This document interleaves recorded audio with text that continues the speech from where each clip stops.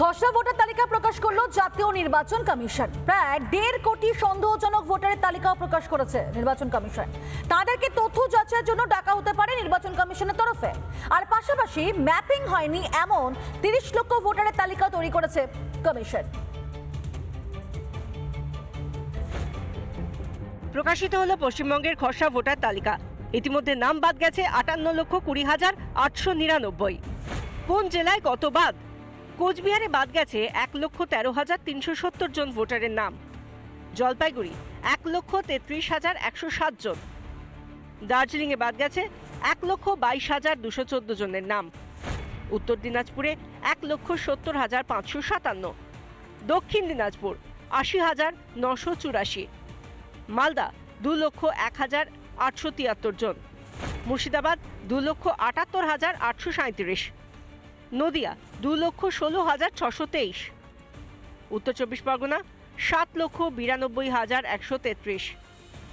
দক্ষিণ চব্বিশ পরগনায় বাদ গেছে 8,18,432 জনের নাম। কলকাতা উত্তর 2,16,150 জন। কলকাতা দক্ষিণ 3,90,390 জনের নাম বাদ। হাওড়ায় 4,47,341 জনের নাম বাদ। হুগলিতে 3,18,874। পূর্ব মেদিনীপুর 1,41,936।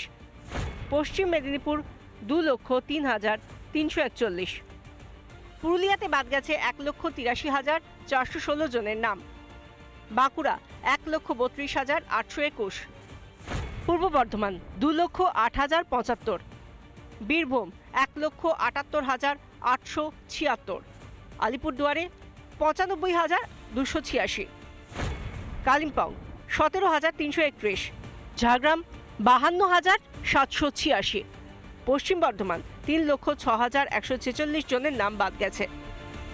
কিন্তু এরই মাঝে আরও 1.5 কোটির বেশি ভোটারকে শুনানিতে ডেকে পাঠাবে কমিশন।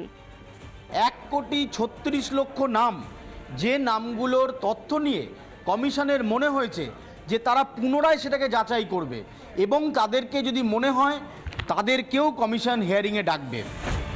তাহলে ডাক পড়বে কাদের? যাদের তথ্যে সন্দেহের অবকাশ রয়েছে। ভোটারদের থেকে বাবা বা মা মাত্র 15 বছরের বড়, ঠাকুরদা ঠাকুমার সঙ্গে বয়সের ফারাক 40 বছরের কম, ভোটার ও বাবা মার বয়সের তফাৎ 50 বছরের বেশি।